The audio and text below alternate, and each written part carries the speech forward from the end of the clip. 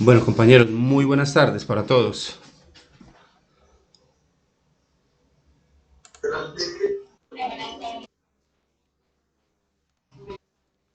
Cuéntenme cómo estuvo esta semana. Suave, movidita.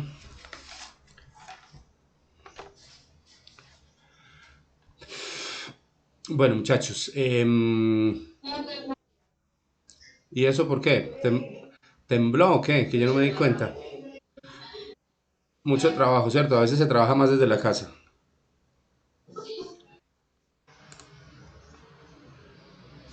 Bueno, muchachos, vamos a dar inicio entonces a nuestra sexta tutoría de Fundamentos de Administración. El tema que vamos a tratar hoy de fondo es el entorno de las organizaciones, pero antes vamos a dar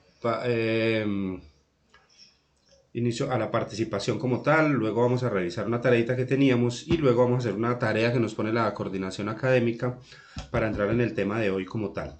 Entonces, primero muchachos, si de pronto los que hayan leído o hayan traído algunos temas interesantes que hayan revisado esta semana, eh, por favor, me cuentan, ¿sí? O nos comparten. Michelle, cuéntame Michelle.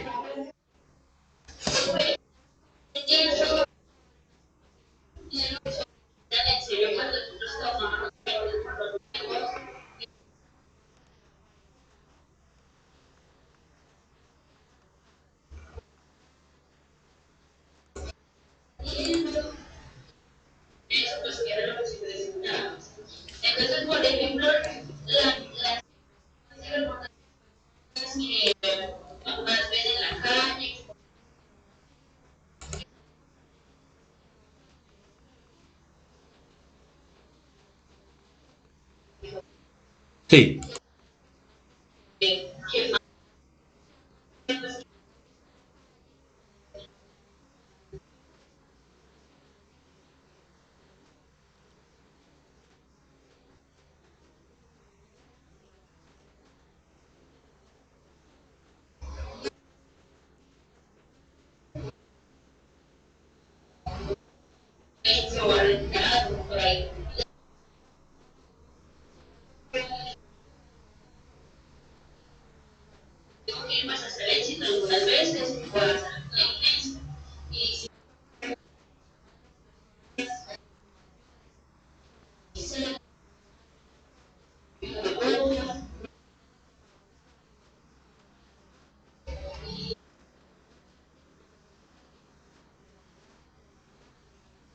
claro.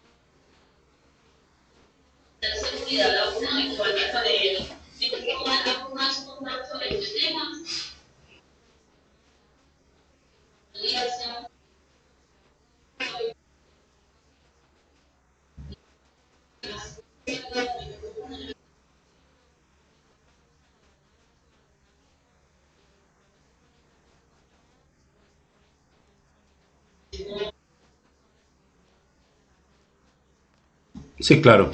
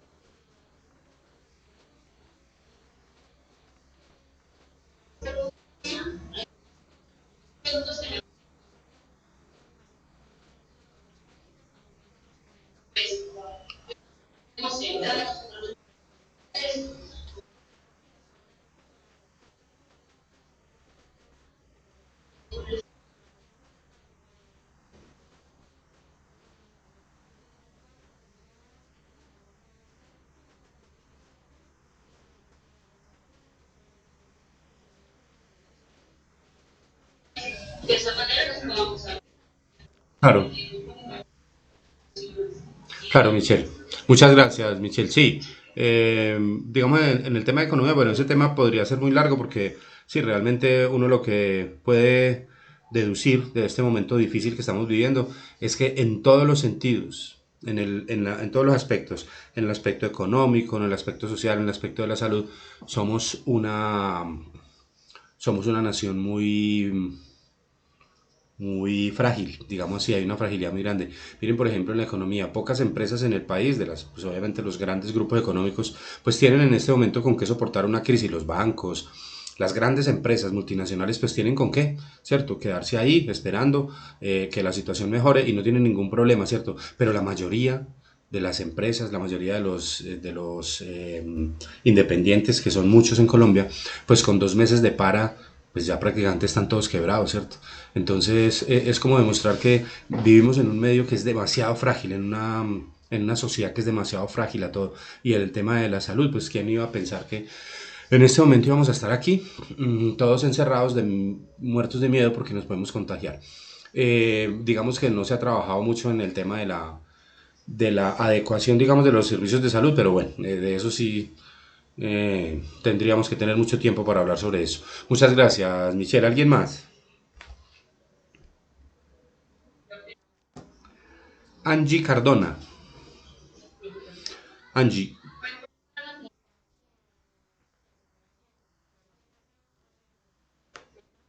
Sí,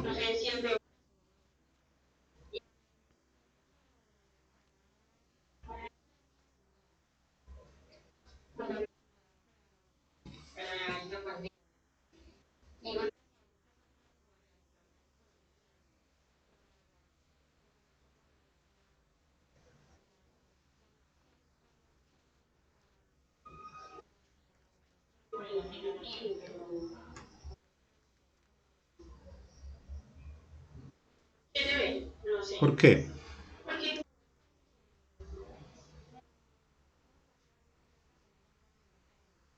Sí,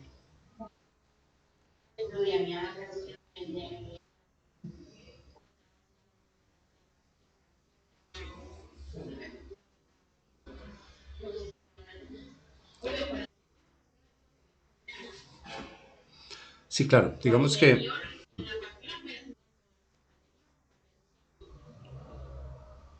Sí, digamos que la persona que tenga en este momento programada una compra grande, que pronto tenga la capacidad económica, pues sí lo podrá hacer y se podrá beneficiar del no cobro del IVA. Pero eso no, digamos, y sí, pues va a reactivar la economía, tal vez en alguna parte, pero no creo que, pero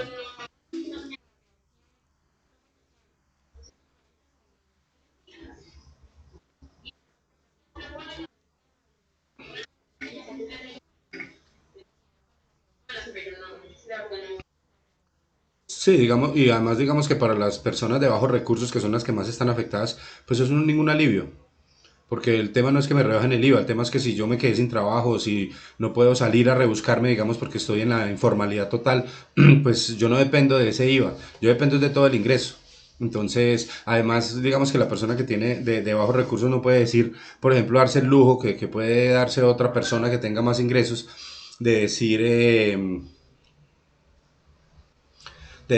que voy a esperar para hacer la compra ese día para no pagar el IVA. No, pues si yo tengo que salir a mercar o tengo que salir a comprar 50 o 100 mil pesos que tengo en cosas de supermercado, pues lo necesito ya. Yo no me puedo poner hasta el 3 de julio para hacer eso. Pues yo no sé, no, a mí tampoco pues me parece que sean medidas como, a mí me suena, no sé, a ratos me suena eso más como a populismo, como a demostrar que se están haciendo cosas, pero Sí, pero realmente digamos que es que tenemos que mirar la afectación, es decir, cómo va a afectar de manera positiva, pero a esa gente que necesita, es que lo que necesitamos en este momento, reactivar la economía es para esas personas, para las personas que dependen del día a día. O sea, que salen hoy, se consiguen hoy, lo de hacer el almuerzo mañana, lo de sobrevivir mañana. Eso, ellos son los que están en la inmunda. Entonces, yo no sé. No, no, y no hablemos del señor que, a ver, no hablemos del señor que vende, que tiene un puestico de frutas allí en la esquina, o el señor que vende los jugos, el señor que pasa vendiendo la mazamorra. O sea, no hablemos de ellos, sí, hablemos de los microempresarios. Mira lo que te acabo de comentar. Vivimos al día también, porque a pesar de que son empresas que tienen 5 o 10 empleados, que tienen negocios al aire, que están inscritos en Cámara de Comercio y tal, igual de todas maneras los cogió la cuarentena y los tiene quebrados, porque no soportamos, nosotros no soportamos. Digamos que lo que es para una persona, el que vende la fruta, digamos que tiene un puestico de frutas o de jugos, allí en la esquina y de eso vive, ¿cierto? De eso sobrevive con su familia. Pues es igual que el microempresario. Lo que pasa es que el periodo es más largo, ¿cierto? El del microempresario pues será un poquito más largo, pero es lo mismo, también está viviendo al día, no sé si me haga entender. Es decir, no tenemos la capacidad para sobrevivir mucho tiempo, o sea, somos demasiado frágiles en eso y lo estamos demostrando.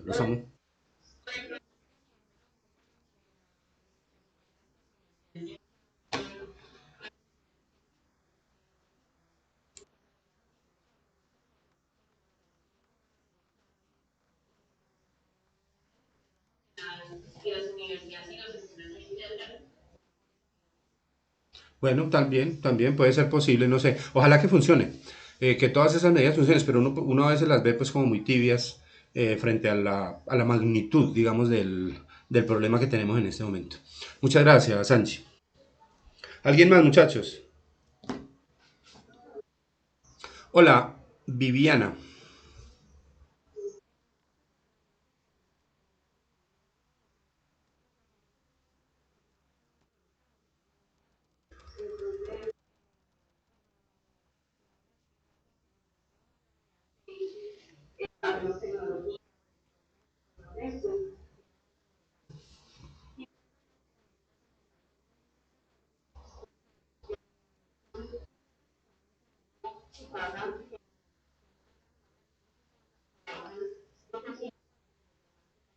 Sí,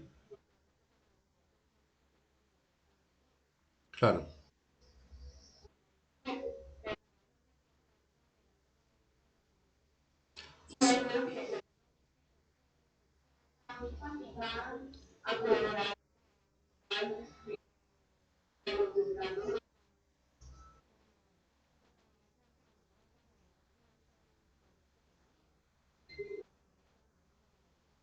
Sí, sí. Esa, es- esa sería otra razón para que no sea eficiente la medida, porque realmente los que se van a beneficiar son aquellos que tienen alguna capacidad eh, monetaria, digamos, alguna capacidad adquisitiva. El resto no. O sea, en estos días hablaban de rebajar el IVA, porque entonces decían en una emisora que si no se está generando en este momento, pues que hacerle el descuento a la gente y rebajar el IVA y tal. Pero eso volvemos a lo mismo, eso no beneficia a esa gran masa que está perjudicada en este momento, porque a la hora de la verdad, si yo voy a comprar algo que vale 100.000 pesos y no tengo la plata, pues tampoco voy a tener los 80 o los 81.000 pesos para comprarlo. Sí me hago entender, es decir, si realmente el problema es de disminución o de eliminación de ingresos, digámoslo así. En este momento hay muchas personas que no están ganando nada, pues nada les va a ser un 19%, un 16%, un 10% según el producto. Pues no sé, sí, volvemos al mismo cuento. Muchas gracias, Viviana. Algo más, muchachos. Bueno, entonces vamos a, vamos a hacer una cosa primero. Eh, Nos están pidiendo un favor muy especial de la coordinación. Es una encuesta sobre y una, digamos, lanzamiento de unos bonos en descuentos que la universidad va a ofrecer para el próximo semestre. Entonces, les voy a pedir un favor muy especial. Yo les voy a pasar por WhatsApp el link de una encuesta. Ustedes la leen, la responden, son como, no sé, son como 6 preguntas o 7, no sé. Son muy sencillas. Entonces nos vamos a dar 10 minuticos para eso, ¿sí?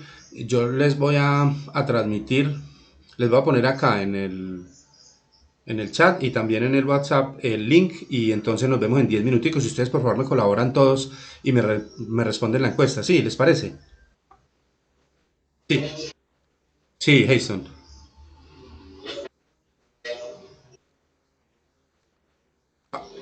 No, no, no, no, no, no, no, no, no, si es el mismo, no. No, pero digamos que sí queremos es asegurar de que hoy quedemos todos, los que estamos aquí, que todos la hayamos respondido. ¿Sí está bien?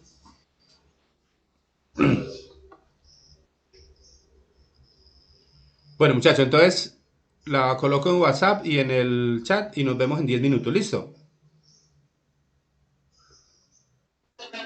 Bueno, pues.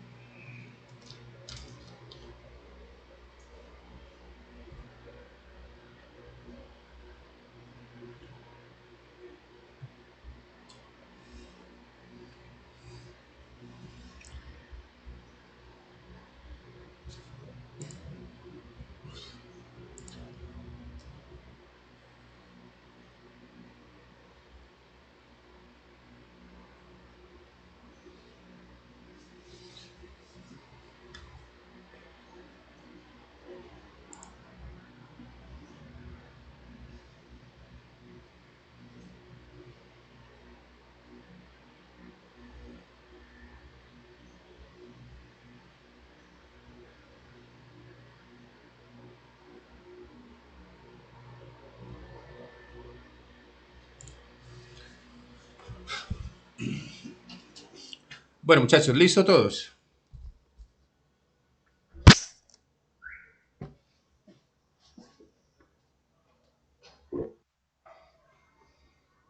Mejor dicho, al contrario. ¿Alguien faltó? ¿Alguien falta por hacerla?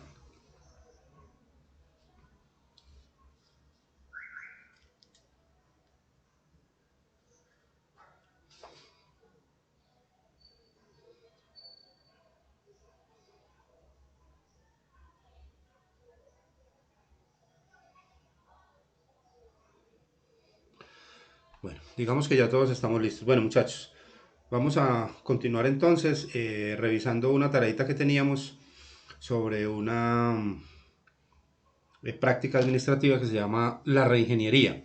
¿Quién me quiere contar cómo le fue, qué encontró sobre el tema de la reingeniería como tal?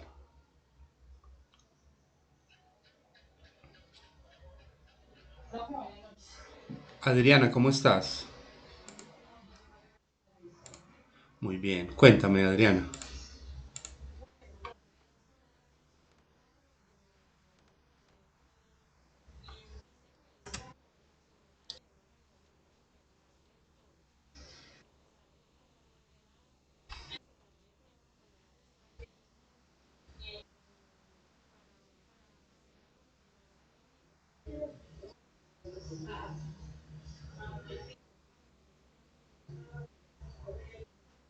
Ujú,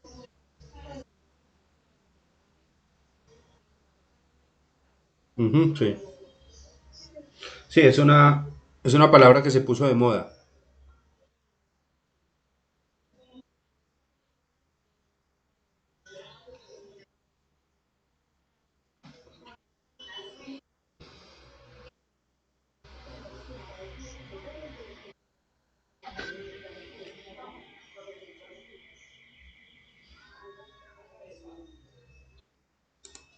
Listo. ¿Algo más, muchachos?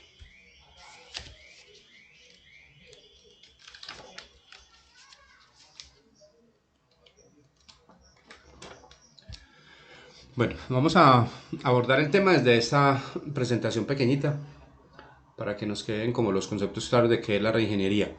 Ya Adriana, ¿cierto? Adriana me acaba de comentar eh, que se trata de reinventarnos. Es una palabra que, como decimos ahora, está de moda. Todos los speakers a nivel internacional en todas sus charlas ahora están hablando de reinventarse, ¿cierto? De volver a, ¿sí? De, digamos, de rediseñar los procesos, de rediseñar los productos, de rediseñar la estrategia de comercialización, pues porque eso nos está pidiendo el momento. Normalmente la reingeniería se utiliza, nos acaba de decir la compañera, cuando las cosas no salen de acuerdo a lo planeado. Cuando yo llego a la etapa del control, en donde trato de establecer la diferencia entre aquello que yo ejecuté y lo que había dicho que iba a ejecutar, o sea, lo que había planeado, está un poquito distante. Entonces, en ese momento, yo me acuerdo de la reingeniería y entonces vengo y consigo unos expertos o trabajo con gente interna y digo, venga, esto lo vamos a tener que replantear, esa estrategia hay que replantearla, tenemos que hacer algo diferente y tal. Sin embargo, la reingeniería también podría ser manejada o utilizada o implementada de manera proactiva. ¿Qué quiero decir con esto? Que no solamente cuando la crisis llega yo puedo hacer reingeniería, yo también lo puedo hacer cuando esté muy bien, porque el mercado está cambiando. Yo podría hacer prospectiva y mirar el futuro y mirar cómo se va a comportar el mercado o cómo es la tendencia y de hacer los cambios desde hoy. Es decir, no esperar a que llegue el coronavirus y me obligue a hacerlo. No esperar hasta que llegue, por ejemplo, el aumento de la inflación o el aumento de la tasa de cambio o la disminución de la demanda o una recesión económica para yo hacer reingeniería, sino que la puedo ir haciendo desde siempre. Es decir, cuando a uno le va bien en una empresa, cuando uno tiene una meta y la cumple, por lo general nadie le pregunta nada, nadie le dice tal, simplemente lo felicitan y ya, listo. Pero cuando las cosas van mal, vienen muchas preguntas. Cuando uno no cumple, la meta, cuando no se logran los objetivos, entonces vienen los cuestionamientos. Y ahí es donde tiene que venir entonces la práctica de la reingeniería como tal. Bueno, así rápidamente vamos a decir que esta reingeniería, si están viendo la presentación, chicos,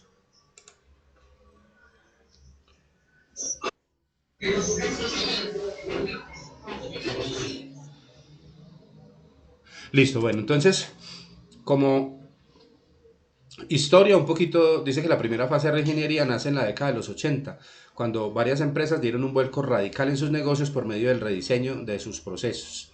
Era la época en que emergía este enfoque y su aplicación se circunscribía a unas cuantas corporaciones norteamericanas. Sin embargo, la reingeniería empieza a adquirir un papel relevante en Estados Unidos a principios de la década de los 90, a raíz de los estudios llevados a cabo por el señor Michael Hammer y James Champy, quienes son considerados los padres de esta metodología y principales expositores de la misma.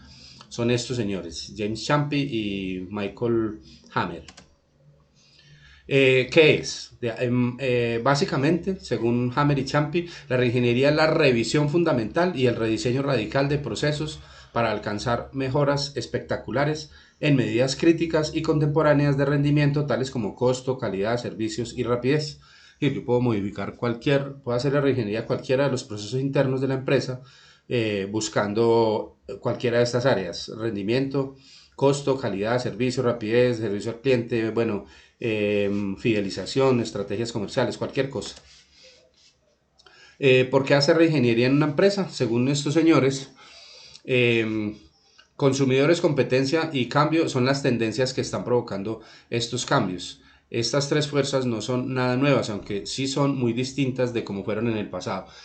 Es decir, hoy en día están las empresas cada vez más atacadas por el tema de la competencia, por la percepción que tienen los consumidores, o sea, los hábitos de consumo que cada vez son más cambiantes. Recordemos que el millennial hoy en día tiene unos hábitos de consumo mucho más cortos, mucho más inestables, digámoslo así, es mucho más cambiante, y los nichos de mercado cada vez son más pequeños. Entonces, a raíz de eso, hoy en día se habla mucho más de permanentemente estar haciendo reingeniería, estar revisando procesos, estar haciendo innovaciones a los productos, porque ese mercado cada vez es más rápido, se mueve cada vez más rápido. El ciclo de los productos modernos es cada vez más rápido. O sea, ellos nacen, crecen, son exitosos y declinan cada vez en un periodo más corto. O sea, lo que obliga a las empresas a permanentemente estar sacando productos nuevos o innovaciones sobre esos productos para poder permanecer en el mercado. Ya no es, digamos, como hace 40, 50 años que sacaban un producto y duraba 30 años en el mercado, que todavía existen algunos. Ya hoy en día es difícil sacar un producto de esas características. Frente a los consumidores, dice, los vendedores ya no mandan, los consumidores sí. Es decir, el que gobierna hoy en día es el mercado. El mercado es el que toma las decisiones. ¿Por qué? Porque la oferta es muy grande. Cuando la demanda era más pequeña, pues había manera de manejar, digamos, el consumo más fácil. Simplemente se producía a principios del siglo pasado, a mediados del siglo pasado, hace 30, 40, 50 años, pues simplemente la producción era muy alta porque la demanda era muy alta. Entonces no había como forma de que el consumidor eligiera, ¿no? El consumidor compraba lo que había porque la oferta era escasa. Hoy en día no, hoy en día la oferta es muy amplia y entonces ese consumidor es el que está tomando las decisiones. Ustedes saben que el cliente moderno tiene una gran particularidad, y es que el cliente moderno ya no se queja. ¿Qué hace el cliente moderno? En vez de quejarse, ¿qué hace? No vuelve. Sí, se va, ese cliente se va y lo peor es que no dice nada, ¿cierto? Pero sí le cuenta a alguien muy cercano por qué se fue, ¿cierto? Yo no volví allá porque mira que me pasó esto y esto y esto. Esos buzones de sugerencia que hay en las empresas hoy en día no se utilizan, creo que ya los había comentado. Eso es un saludo a la bandera, porque a las personas hoy en día, ante la amplia oferta que tienen, pues simplemente se van. Entonces, digamos que eso es un poquito como el poder del consumidor como tal. Es el poder, y por eso las decisiones que tome la empresa tienen que estar orientadas hacia el mercado, es decir, hacia entender cómo ese consumidor quiere comprar, cuáles son sus preferencias, y no frente a las características del producto, por ejemplo, o a las decisiones internas. Tienen que ser tomadas frente a lo que el consumidor piense. Frente a la competencia, pues ustedes saben que todos los días hay cada vez más competencia, más agentes, digamos, en el mercado. Entonces, antes la competencia era simple y casi cualquier empresa que pudiera entrar en el mercado y ofreciera un producto aceptable a un buen precio lograba vender. Ahora es difícil. ya la competencia es muy grande, hay algunos negocios que son muy competidos y pues obviamente esto hace que haya que implementar actividades de reingeniería permanentemente. La calidad, dice que ya se ha hecho notar que los consumidores y la competencia ha cambiado, pero también hay que hacer énfasis al hecho de que la forma en que se cambia ha cambiado. O sea, sobre todo se tiene que el cambio ahora se ha vuelto más esparcido y persistente. Además, el ritmo del cambio se ha acelerado. En el tema de la calidad hay que tener en cuenta que la percepción, yo no sé si de pronto ya lo habíamos hablado, eh, si ya lo hablamos, pues ustedes me ayudan con su buena memoria. Y es que el concepto de calidad ha ido cambiando con el tiempo. Tal vez ya lo habíamos tratado o no.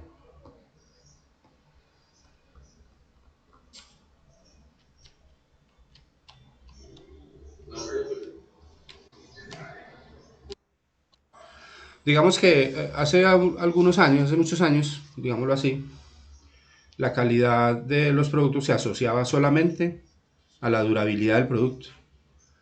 Entonces uno consideraba que algo era fino porque duraba mucho. Entonces pongo el ejemplo, unos zapatos son finos porque duran 5 años, pero hoy en día tal vez un consumidor no quiera unos zapatos que duren 5 años porque qué jartera ponerse los mismos zapatos 5 años, ¿cierto? Así estén buenos, pero eso ya digamos no, entonces hoy en día digamos que esto como para decirles que la percepción de calidad ha cambiado y la empresa y digamos el oferente lo tiene que entender. Y es que la calidad hoy en día puede estar ligada al diseño, al color, a la experiencia, a muchas otras cosas.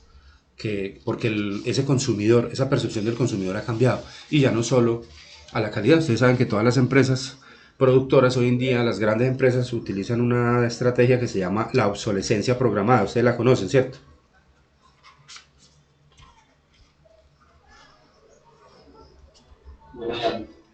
Entonces, digamos que se maneja es que según el ciclo del producto, pues va también más o menos la duración. O sea, yo preparo, yo trato de que el producto dure más o menos lo que dura el ciclo. Cada vez es más corto. O sea, que él saque la mano, digámoslo así, o comience a presentar problemas o tenga una duración más o menos lo que dura el ciclo del producto, no más, para obviamente generar mucho más mercado.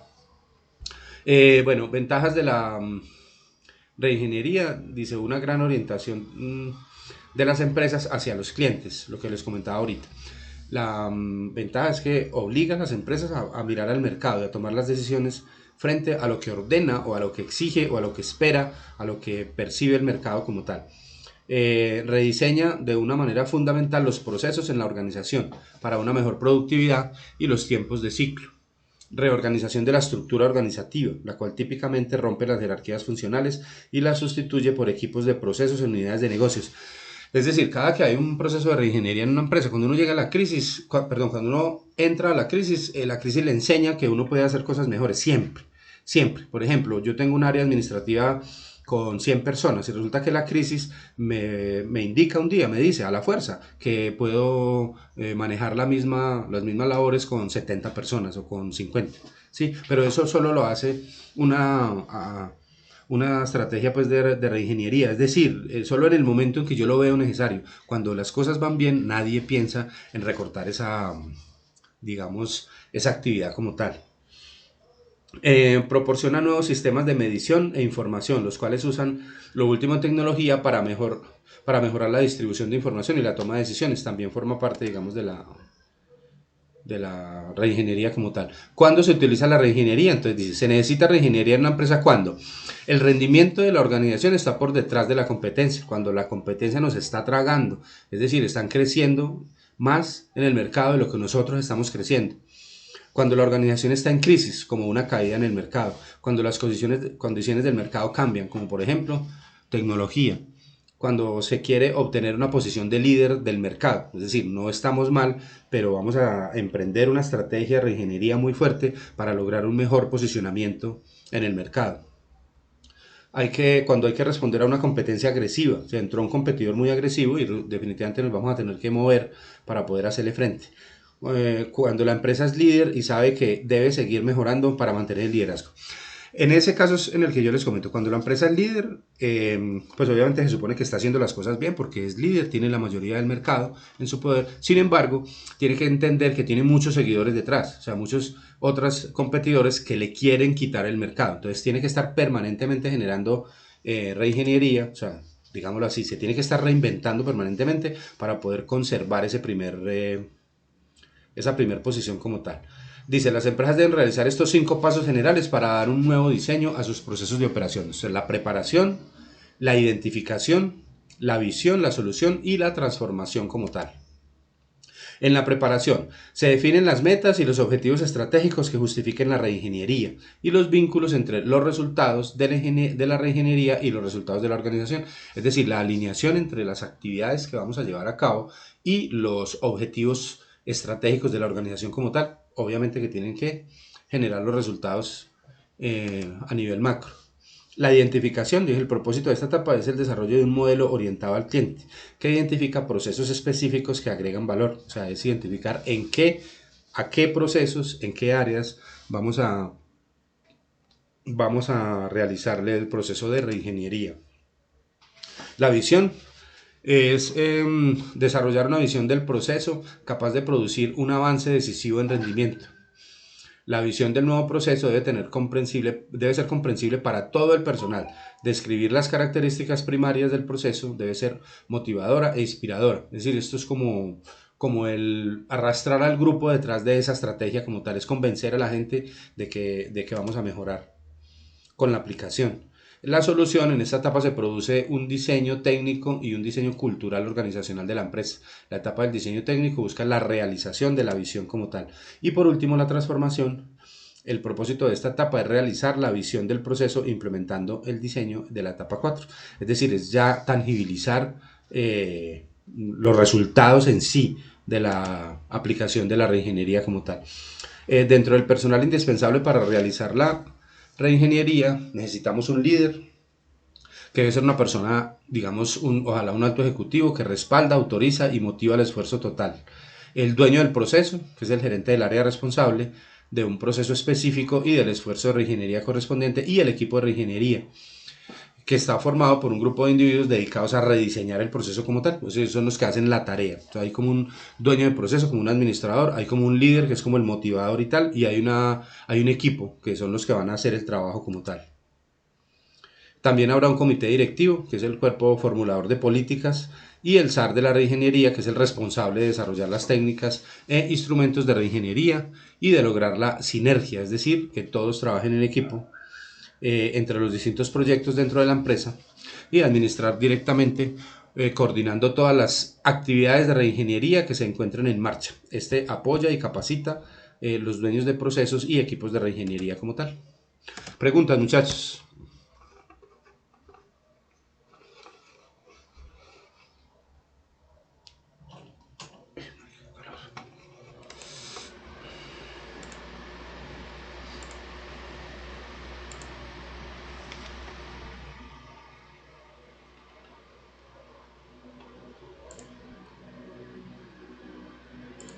Ninguna pregunta, ¿listo? Bueno, listo. Vamos a mirar entonces, les voy a compartir el módulo en la parte donde vamos para que sigamos con esa temática y hablemos de otras herramientas administrativas que vamos a tratar hoy, como son el outsourcing y el benchmarking.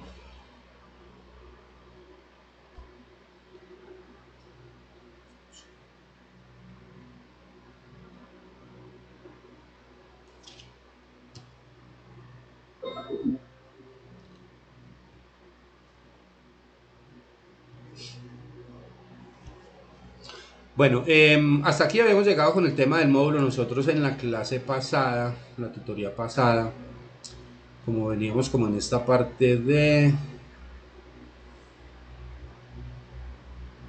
las corrientes de pensamiento administrativo. Ya ahorita vamos a mirar, que nos lo plantea el módulo acá, unas tendencias administrativas como tal. Vamos a hablar primero que todo del outsourcing. ¿Quién recuerda o tiene por ahí en mente qué es el outsourcing?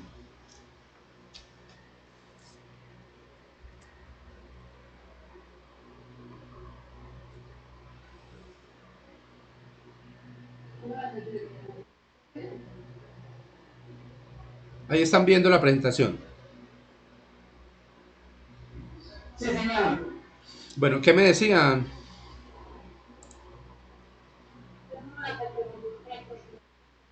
Sí, es la contratación por parte, con un tercero de un proceso como tal. Eh, Básicamente es eso, lo vamos a ver con esta corta presentación.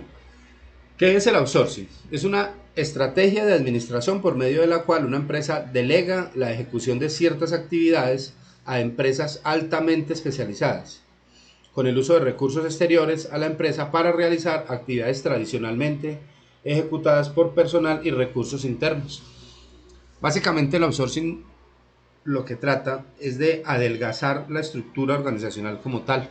Es decir, hay una empresa, por ejemplo, que se dedica al diseño de software, pero resulta que para llevar a cabo las actividades de diseño de software una empresa pues necesita muchas cosas, necesita vigilantes, necesita personal de aseo, necesita personal que maneje la nómina y tal. Entonces el outsourcing lo que ayuda o lo que permite es que se puedan contratar todas esas actividades que no son del cuy del asunto, o sea, no son de la esencia del negocio y la empresa se pueda dedicar a lo que es la esencia.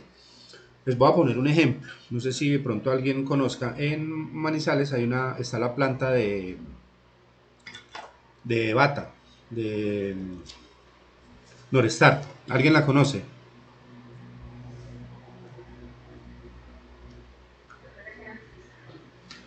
En Chinchina creo que tienen también. Lo que pasa es que ellos.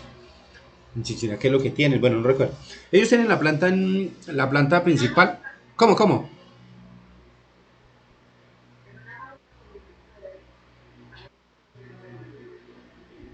¿En dónde? En Chinchina. Ah, excelente. Sí, digamos que la planta de ellos, la planta que tienen en Colombia, eso es una multinacional, Bata, la tienen en Manizales. Resulta que ellos se dedican solamente al diseño del calzado como tal y al armado, pero ellos no producen las partes. Entonces ellos maquilan con terceros toda la producción. Es decir, ellos tienen, en Manizales por ejemplo, tienen 17 maquilas, 17 empresas pequeñas que les hacen el trabajo. Entonces hay unos que hacen las suelas, hacen la inyección, hay otros que hacen las capelladas, hay otros que hacen los lados, los laterales, hay otros, bueno.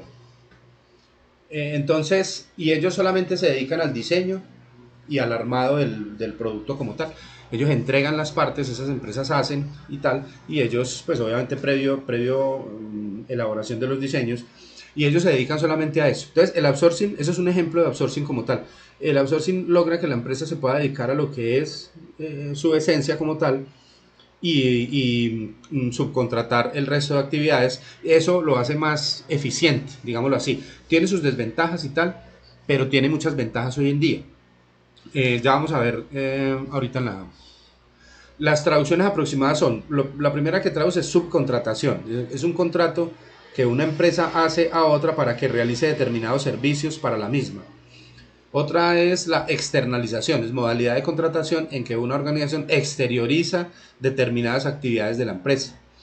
Y la otra, que la comentó la compañera ahorita, es la tercerización, es contratar con terceros servicios o procesos que se convierten en una extensión de los negocios de la organización como tal.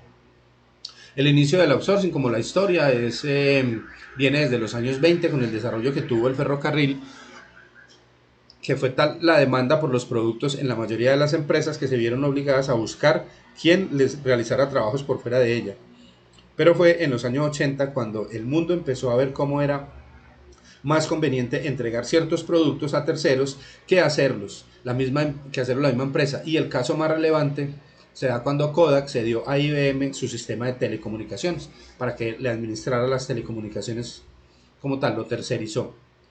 Eh, También se da muchas veces cuando la empresa copa su capacidad. Es decir, yo tengo una empresa productora de camisas y resulta que un día yo tengo capacidad para producir 1000 camisas al mes, digámoslo así, ¿sí? Pero resulta que un día mis clientes me hicieron unos pedidos muy grandes y esos pedidos sobrepasaron la capacidad que yo tengo.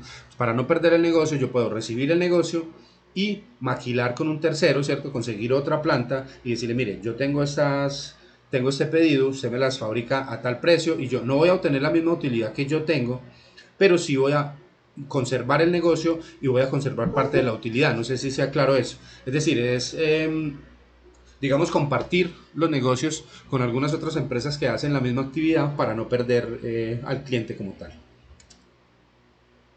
De los pioneros del outsourcing se dice entonces que el inventor bueno del outsourcing fue Manpower, una empresa que todos conocemos, ¿cierto? Manpower, que es una empresa de servicios temporales, que es una empresa mundial cuyo giro es la presentación, la prestación de servicios temporales, inicialmente de secretariado y posteriormente en todas las áreas profesionales.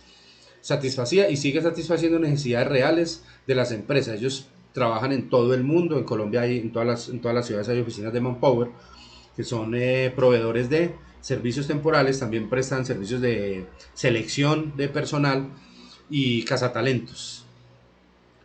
Y se dice que el inventor malo fue Codelco, con un plan llamado sarcásticamente de desvinculación, donde logró, digamos, desplazar mano de obra, porque digamos que una de las desventajas o de las críticas que se le hace al outsourcing es que desplaza mano de obra en un momento dado, porque pues igual la empresa que hace eso pues se va a deshacer, digámoslo así, de algún personal pues para tercerizar eh, la actividad. Las estrategias de outsourcing, entonces, lo primero sería definir la estrategia, definir el tipo de relación entre la compañía, porque pueden ser varias, que contrata y el contratante, perdón, el contratista, el suplidor, reevaluar y cambiar las relaciones entre la compañía que contrata y el suplidor, medición del desempeño del suplidor como tal y compartir los resultados. Puntos básicos para lograr un outsourcing exitoso son la revisión de la estructura, la determinación de qué actividades aplicar para...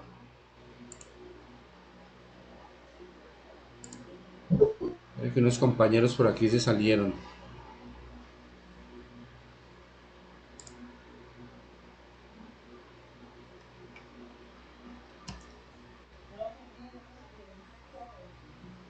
¿A quién?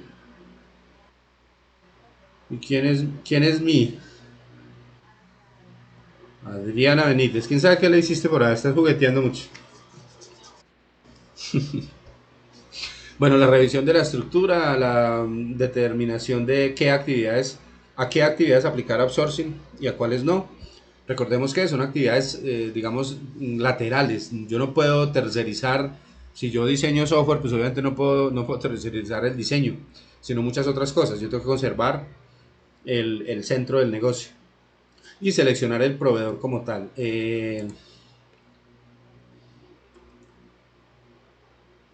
Dentro de la revisión de la estructura,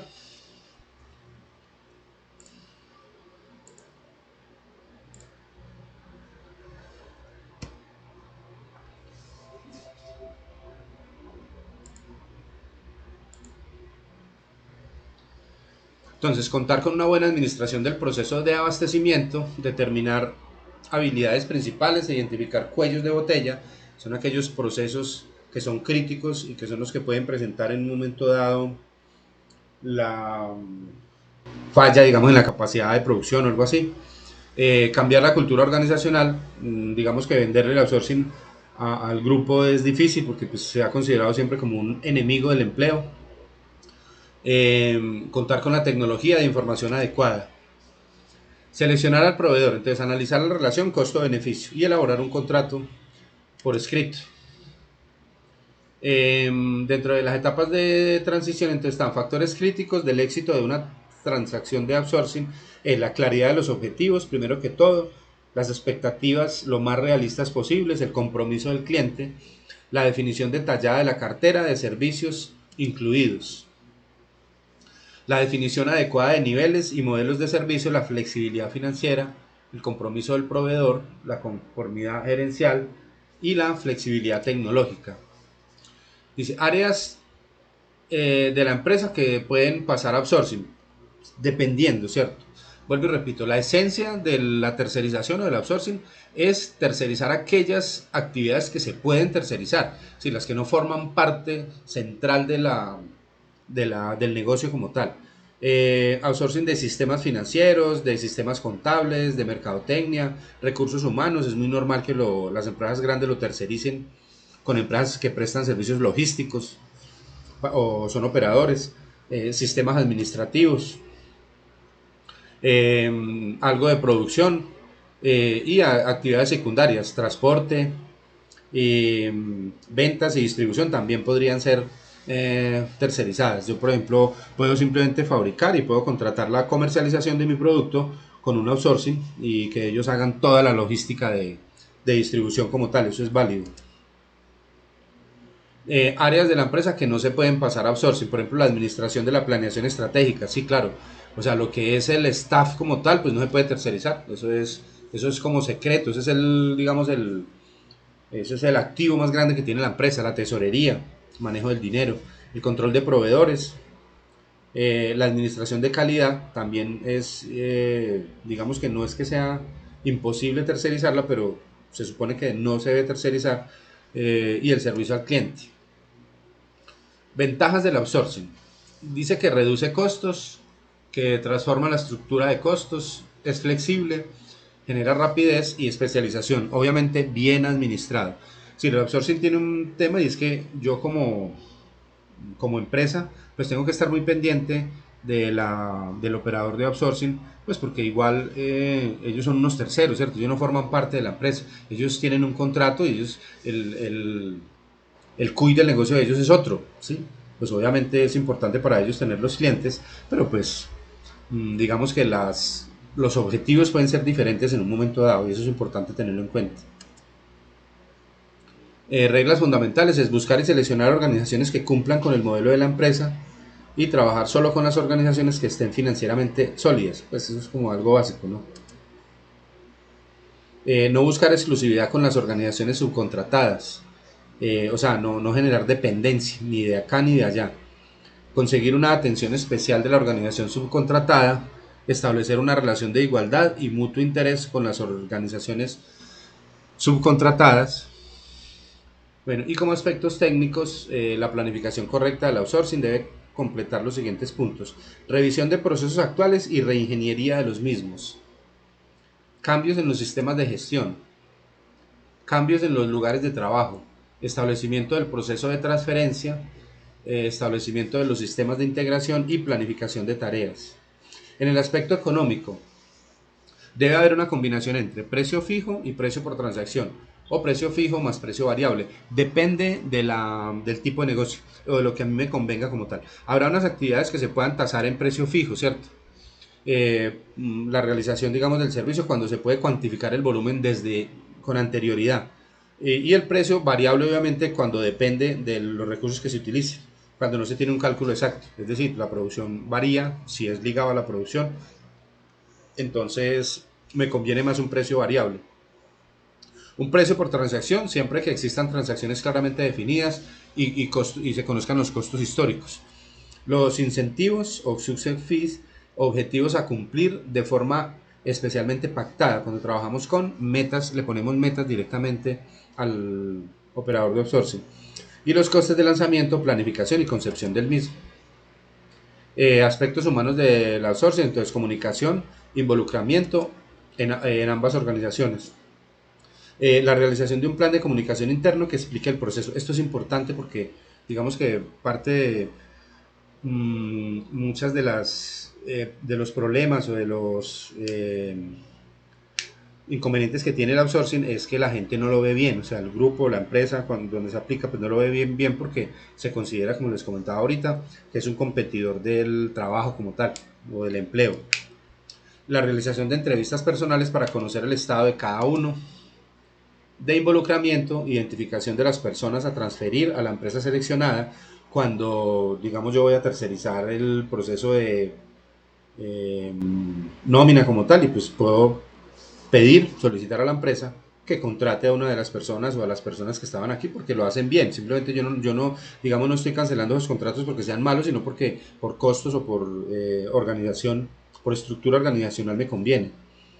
Identificación, entrenamiento y reciclaje de las personas. ese reciclaje suena como feo. Digamos, no sé qué palabra utilizar ahí, no se trata de reciclaje de personas, sino de la reubicación más bien. O sea, digamos que ustedes me van a creer que aquí no dice reciclaje, ¿sí? Identificación de las personas que no pueden ser reubicadas, pues por tener ciertos cargos, ¿cierto? La relación entonces es que el outsourcing hace más importante las actividades estratégicas y terceriza las secundarias, es decir, se deshace de las secundarias y las traslada y se dedica más tiempo o más esfuerzo a las actividades estratégicas que son como el centro del negocio como tal. Las razones para utilizar el outsourcing como cliente es liberación de recursos que le permiten concentrarse en el corazón del negocio. Vuelvo y le repito, la esencia del outsourcing, el concepto del outsourcing como tal es básicamente ese, la liberación de recursos que le permitan concentrarse en el corazón o en lo que llamamos nosotros el cuy del asunto. La globalización de la economía, la competitividad en el mercado, el control de la inversión, la compresión del tiempo, entorno cambiante y economía dinámica. Y para el proveedor, respaldo, eficiencia y efectividad, actualización permanente, acceso a tecnología de punta, ausencia de costos ocultos o reducción de costos y personal interdisciplinario altamente capacitado y especializado. Las conclusiones entonces. Las empresas que aplican outsourcing presentan mejores niveles de servicio, dado el mejor desempeño de los procesos subcontratados. Su cultura es más propicia hacia la tercerización de sus procesos, dado especialmente a una mejor concepción empresarial y una visión más amplia del negocio. Su infraestructura está más preparada para asumir los retos que requieren los grandes cambios del negocio. Eso es importante. Digamos que cuando la estructura es más delgada, cuando está más dedicada a lo que es la esencia del negocio, se puede preparar más fácil a los cambios. Entre más delgada sea una estructura, ustedes saben, más fácil puede obedecer a unas nuevas condiciones de mercado como tal. El outsourcing genera una ventaja competitiva por lograr costos inferiores y además una diferenciación en la forma de administrar los negocios. El avance que ha tenido el outsourcing ha dependido del momento económico y el enfoque ha ido cambiando. Pasó de ser meramente táctico a convertirse en un enfoque estratégico. Preguntas, muchachos, sobre outsourcing, aportes, conclusiones.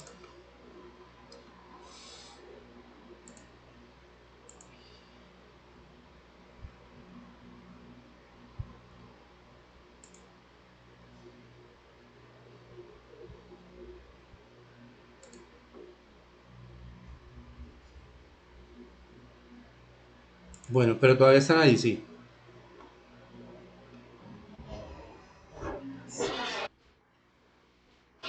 Es que ese silencio me pone nervioso.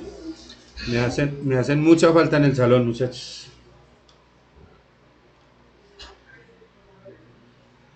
Bueno, muchachos, preguntas hasta ahí, dudas, reclamos.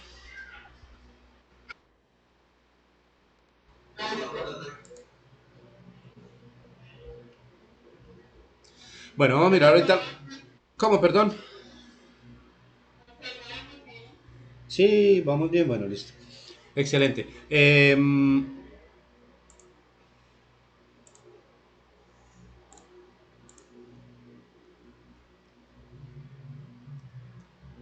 Bueno, el módulo sobre esta tendencia pues nos habla más o menos lo mismo, el concepto de absorption que comienza, nos hace más o menos la misma reseña histórica. Las razones obviamente pues están en la presentación. Esto es la temática del módulo, supongo que ustedes ya la leyeron. Ustedes ya deben tener leído todo ese módulo, mejor dicho. Ventajas, ya las dijimos ahorita. Hay uno por aquí diferente, no veo.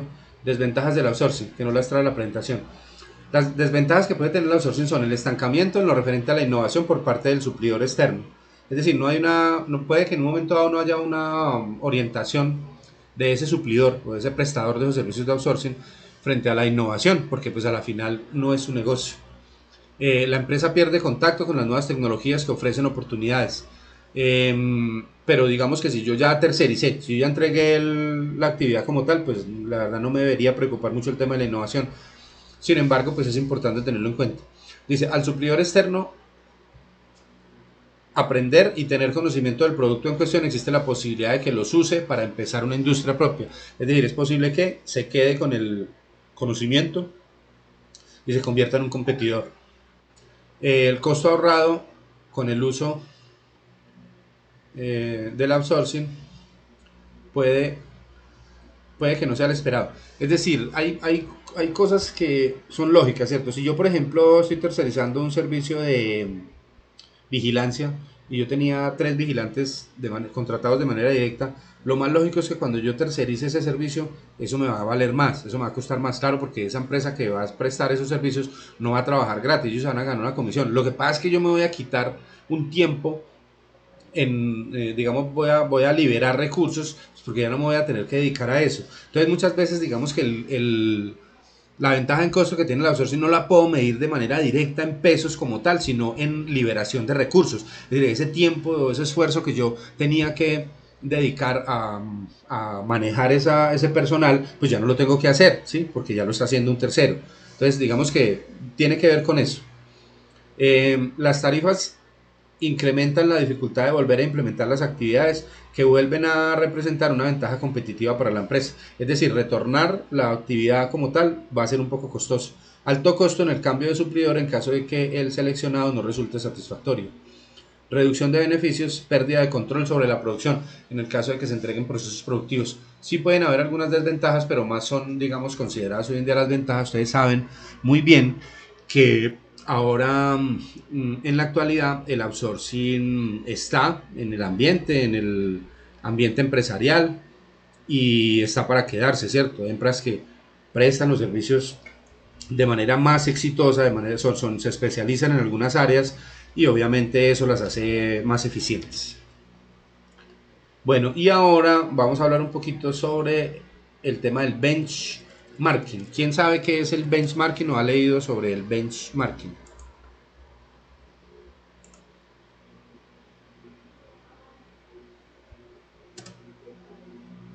¿Qué es el benchmarking? ¿Quién recuerda? ¿O quién lo ha leído? ¿O quién tiene una idea por ahí lejana, aunque sea de qué es el bench?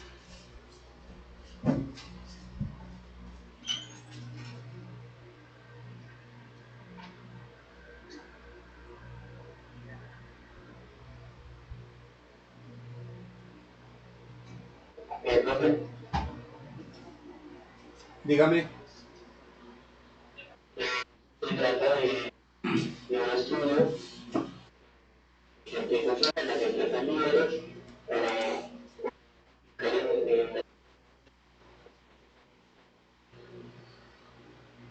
O sea que es como copiar.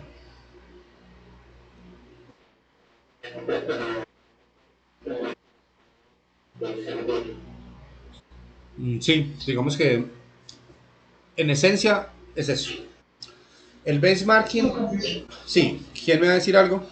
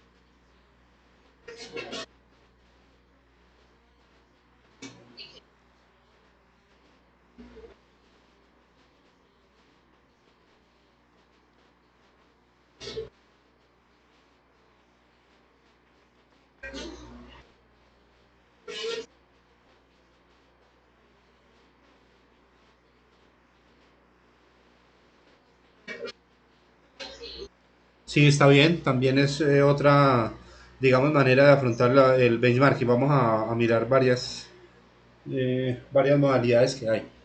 Eh, Ahí están viendo la presentación, muchachos.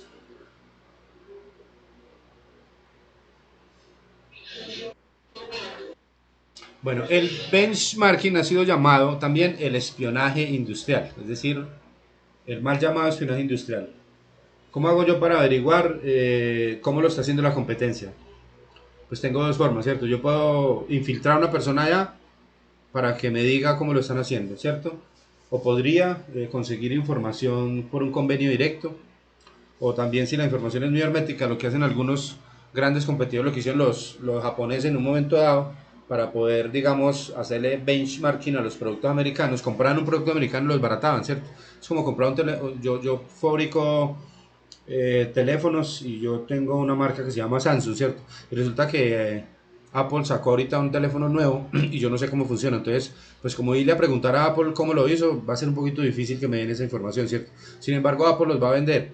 Entonces yo podría, con base en expertos, pues comprar un teléfono de esos y desbaratarlo y conseguir el secreto, ¿cierto?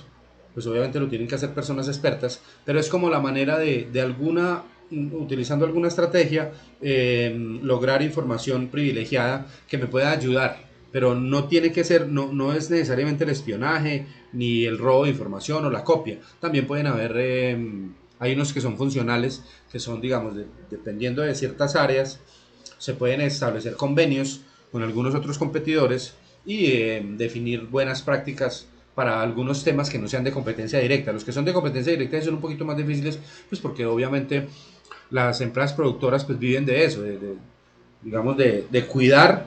Hay una cosa en tecnología que se llama los sistemas de vigilancia tecnológica y de inteligencia, entonces tratan de conseguir información, pero cuando yo consigo información, pues a la vez también tengo que tratar de proteger la mía para no ser víctima de la misma estrategia que utilice otro competidor como tal. Es decir, entonces se trata de como de conseguir información, pero a la vez cuidar la que yo tengo, porque si se va, pues obviamente se vuelve un círculo. Bueno, vamos a mirar rápidamente lo que es el benchmarking. El bench es como mesa y el mark es como marca, o sea que es como el banquillo de mesa o el banco de la mesa, de la marca, perdón. El benchmarking es como la, digamos, como de manera etimológica lo que traduce. La historia. Corporación Xerox, entender los competidores y fase 2 aspectos del proceso como tal. La historia. El benchmarking es un concepto que empezó a utilizarse hace unos 20 años, más de forma teórica que práctica, pero hasta entrados en la década de los 90, cuando las principales empresas a nivel mundial comenzaron a interesarse por este tema. En definición, el bench es el proceso continuo de medir productos, servicios y prácticas contra los competidores más duros o aquellas compañías reconocidas como líderes en la industria como tal. Otro concepto, digamos, es el proceso de comparación y medición de las operaciones o procesos internos de una organización versus los de un representante mejor de su clase y de su sector. Los diferentes grados de eficiencia, de eficacia y de eficiencia registrados entre los diversos sectores de una misma empresa hacen posible la aplicación de procesos de benchmarking internos y descubrir así las mejores prácticas de la organización. Entonces puede haber externo, puede haber interno, puede haber consensuado, puede haber de espionaje. La empresa entonces hace comparación y medición frente a un líder en procesos, operaciones y mejores prácticas como tal. Otro concepto es que es un proceso sistemático, continuo de investigación y aprendizaje para evaluar los productos, servicios y procesos de trabajo de las organizaciones que son reconocidas como representantes de las mejores prácticas, con el propósito de realizar mejoras organizacionales. Entonces hay un aprendizaje de mejores prácticas y una investigación en productos, servicios y procesos.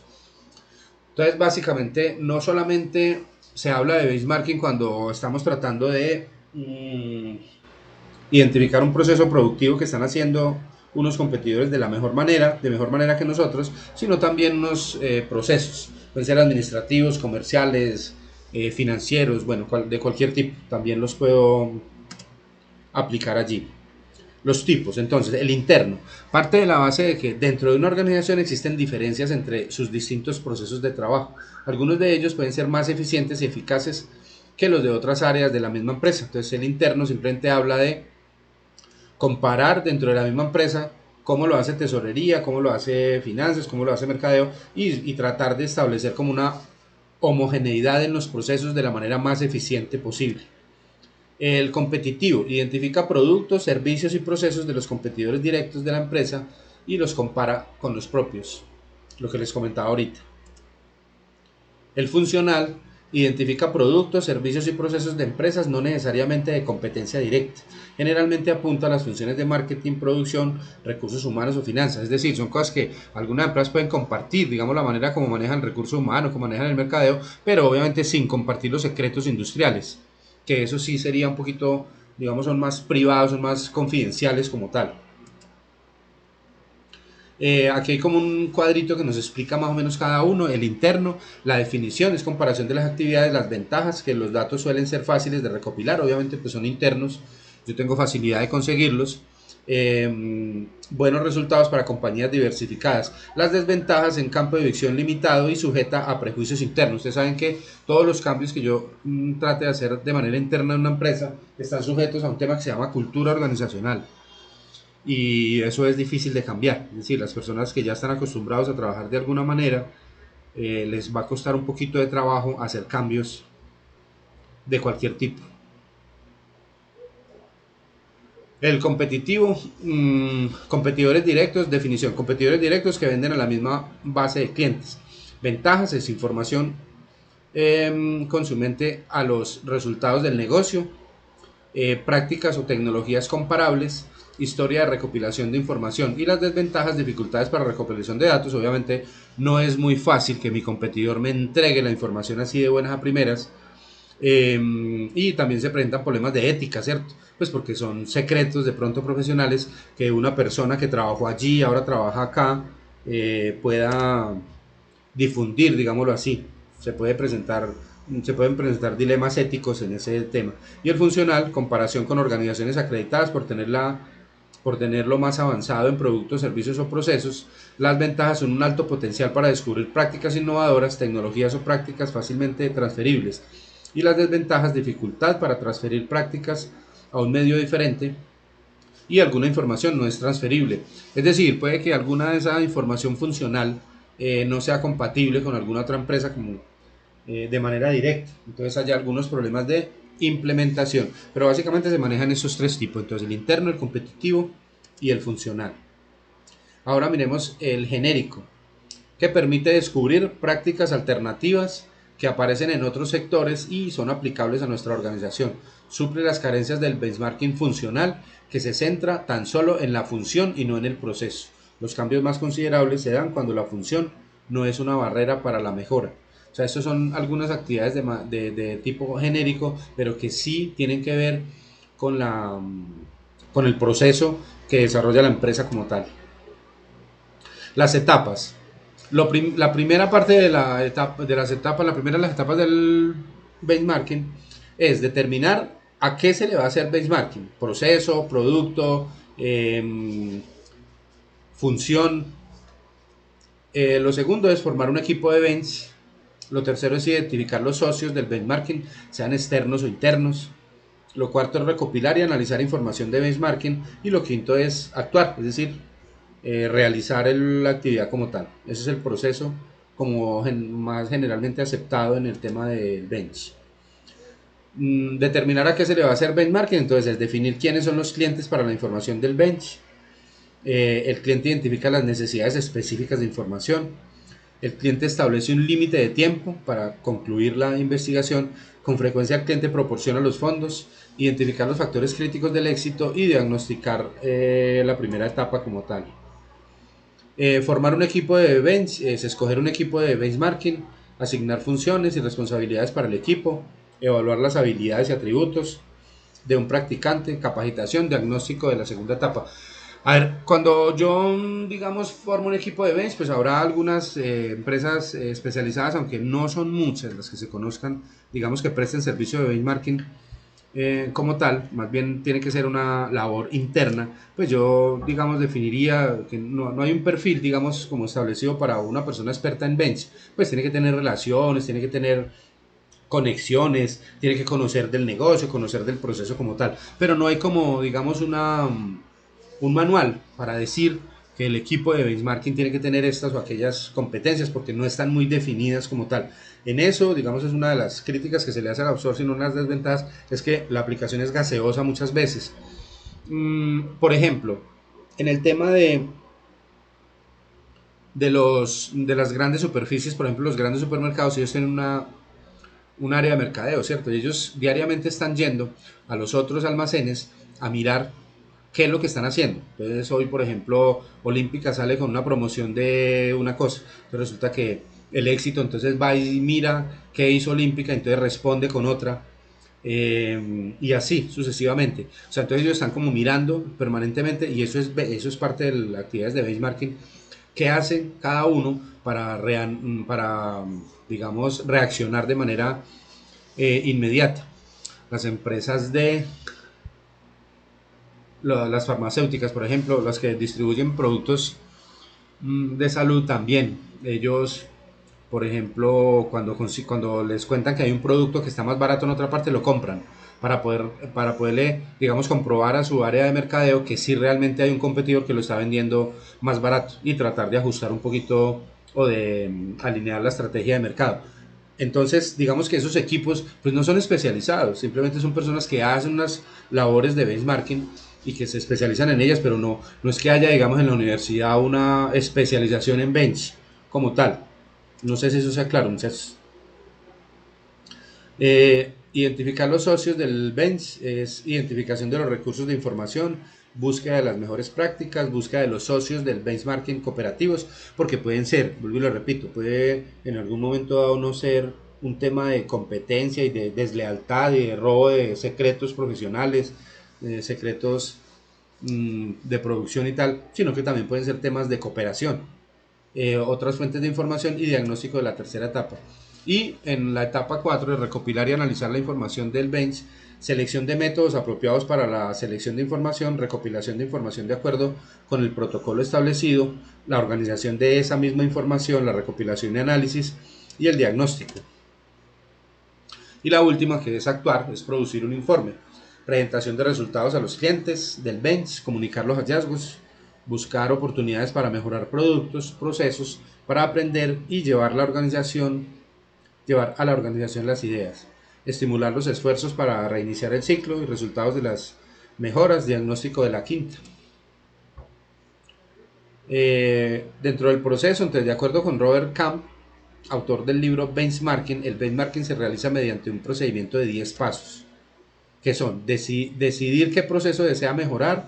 El segundo, identificar qué organización cuenta con el proceso más competitivo, o sea, cuál va a ser el modelo. El tercero es planear la investigación, determinar las diferencias con respecto al mejor, o sea, la brecha que tenemos, proyectar niveles de desempeño futuro, comunicar los resultados de la investigación y buscar la aceptación de los cambios propuestos, revisar las metas de desempeño, desarrollar el plan de implementación, poner en práctica las acciones y monitorear su avance y por último revisar continuamente los indicadores de otras empresas en la búsqueda permanente de otro referente o otro modelo que lo esté haciendo mejor para ir a buscar esa información en otra fuente.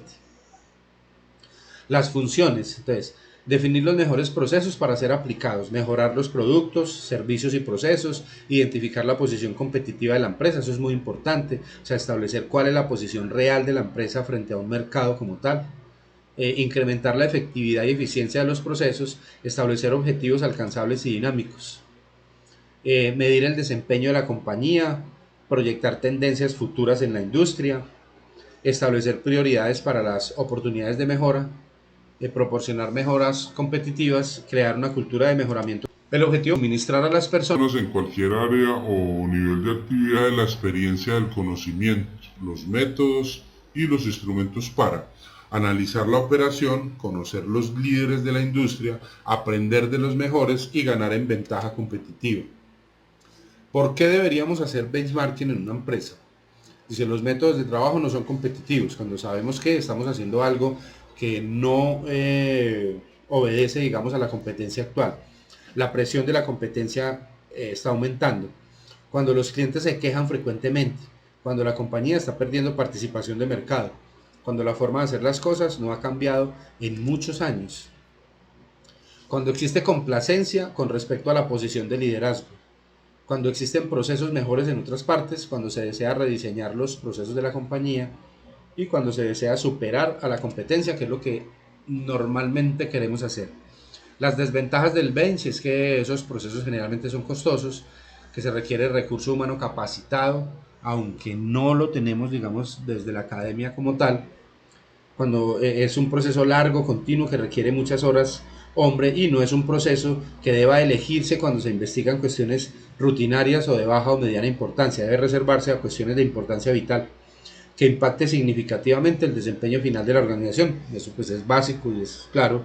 Pues obviamente si yo voy a invertir unos recursos y voy a destinar unos esfuerzos especiales para conseguir esa información, pues tiene que ser algo que me genere un impacto importante. No puede ser detrás de cualquier actividad. En conclusión, el estudio de benchmarking va a servir como una herramienta que permita mejorar el desempeño de los negocios de manera que sean más competitivos y puedan tener éxito en un mercado cambiante y global. ¿Preguntas, muchachos, hasta aquí?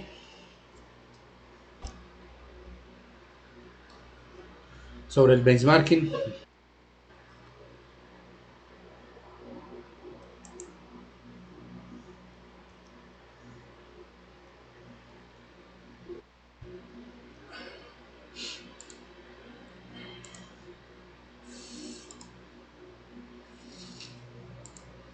Bueno, vamos a mirar aquí en el módulo que más nos dice sobre el sourcing, sobre el benchmarking.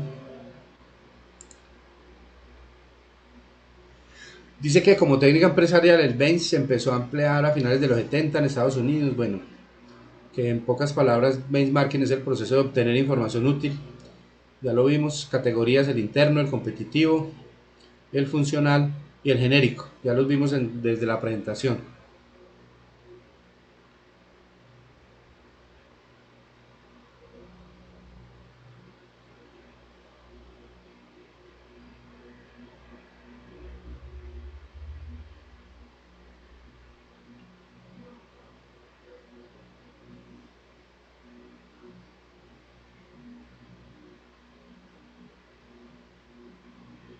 Bueno, este es el tema siguiente. Bueno, muchachos, ¿cómo vamos hasta ahí?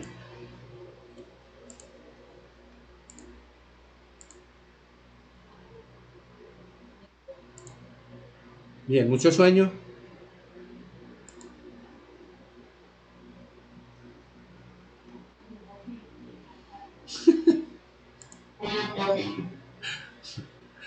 La sinceridad es importante. Bueno, muchachos, como tema hoy vamos a dejar ahí. El tema de hoy era más bien corto. El resto lo vemos dentro de 8 días, que ya la última tutoría. Recuerden que dentro de 8 días tenemos el segundo parcial, que a ustedes les gusta tanto. Vamos a llamar a lista.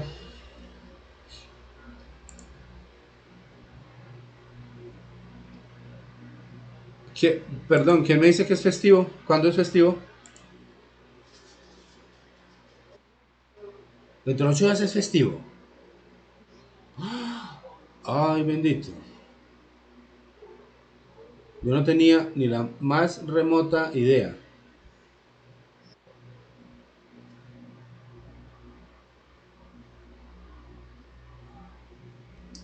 ¿Cómo hacemos, muchachos? Todos tienen clase todas las noches.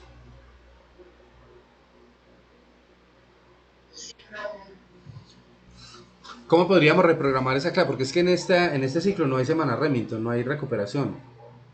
Y el problema es que, digamos, pues no hay ningún, digamos, lo dejaríamos para dentro de 15 días, pero en 15 días nos tocaría ver el último tema que falta, hacer el segundo parcial y el final. Porque ya no nos quedaría más tiempo. ¿Cómo lo ven?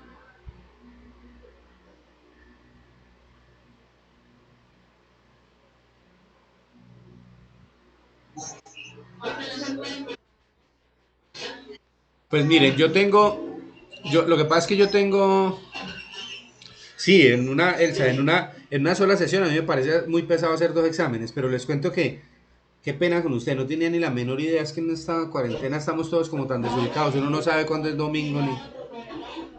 ¿Cómo? Y no, la tutoría sí, pero el examen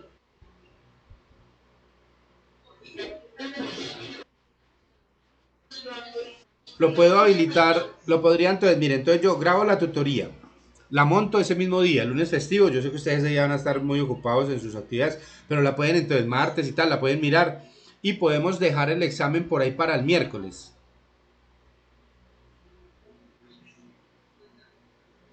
Lo podemos habilitar. Habilitar el que podríamos, o sea, yo les puedo grabar la tutoría para que ustedes la vean el mismo lunes, la puedo grabar, ¿cierto? Y queda disponible ahí en la plataforma. Y el examen se los habilitaría, por ejemplo, puede ser el mismo lunes. Yo les se los habilito y les doy tiempo para que lo respondan. Y y de todas maneras nos comunicamos por el WhatsApp para ponernos de acuerdo todos, sí. Y muchas gracias por acordarme, yo no tenía ni idea que era festivo.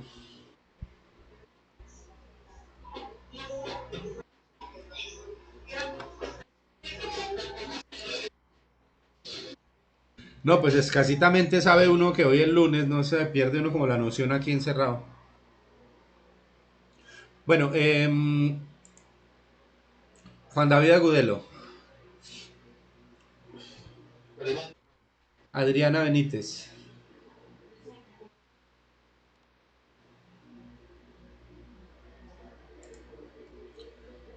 Vanessa Cifuentes,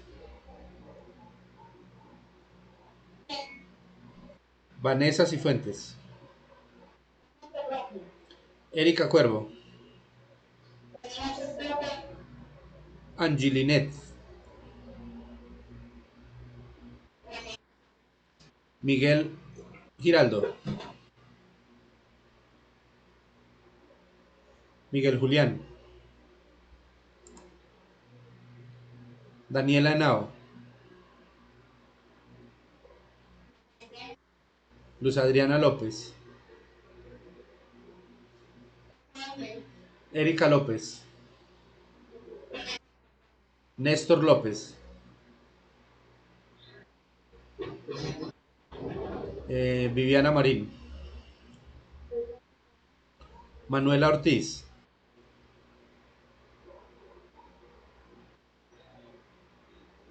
Manuela Ortiz, Jennifer Ospina,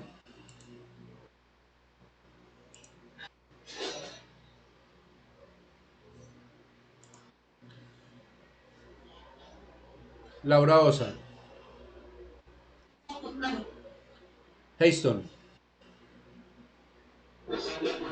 John Freddy Quintero,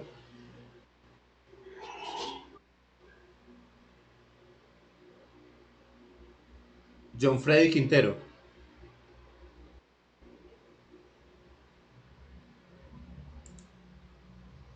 Kelly Johanna Rendón,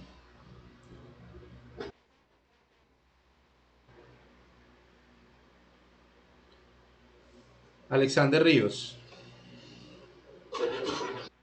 Luisa Ríos, Andrea Ruiz,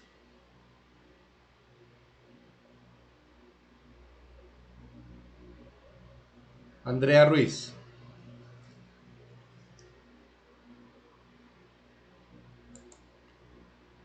Jimmy Serna,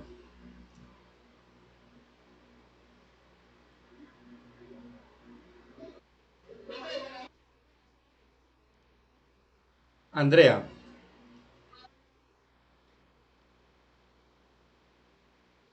Manuela, Manuela Ortiz, listo, perfecto. Andrea Ruiz no está, ¿cierto? Jimmy Serna.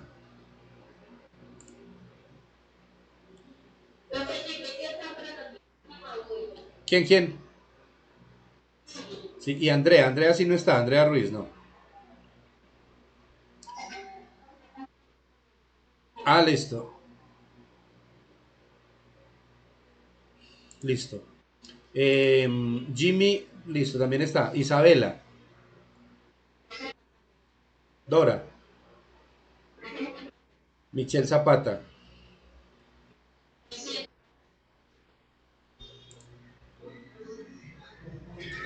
Listo, muchachos. Entonces,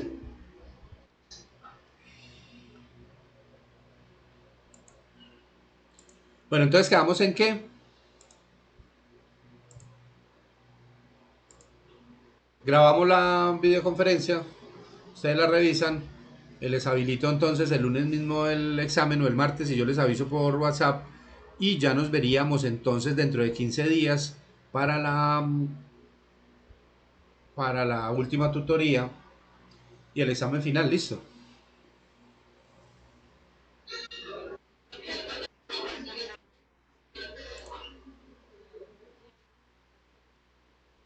¿Cómo, cómo? Dentro de 15 días, sí, el final.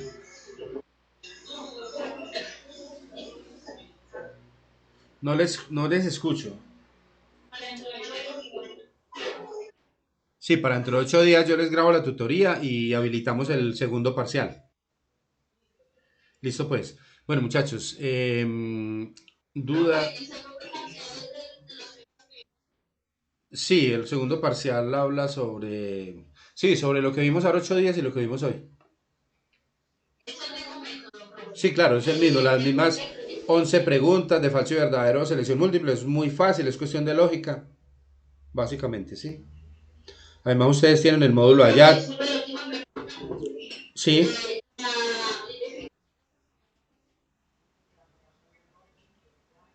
¿qué pasó?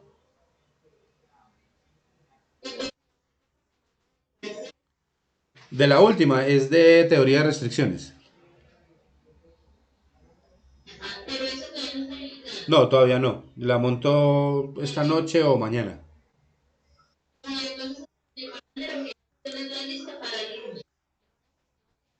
Sí, sí, queda para el lunes.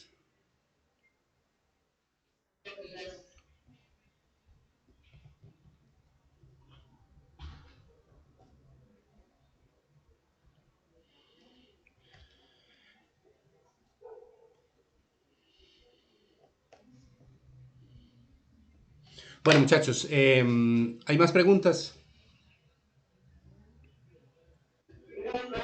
Listo, pues entonces nos vemos dentro de 15 días. Eh, ¿Cómo, cómo, Manuela? Bueno, nos vemos entonces dentro de...